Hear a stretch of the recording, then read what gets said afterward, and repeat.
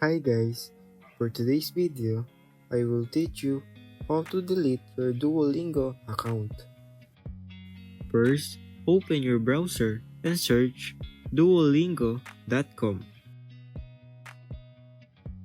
Then tap I already have an account. Then sign in to the account that you want to delete.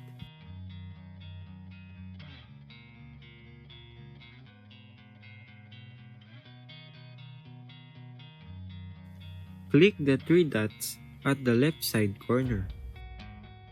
Then tap Settings.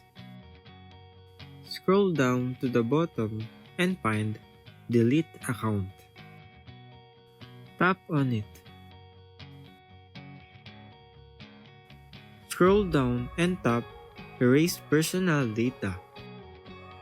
It will send you an email to confirm and process that will lead to permanently delete your account. Then once you're done, your account is now deleted. Then that's it. That's how you delete your Duolingo account. Thank you guys for watching this video and see you on my next tutorials.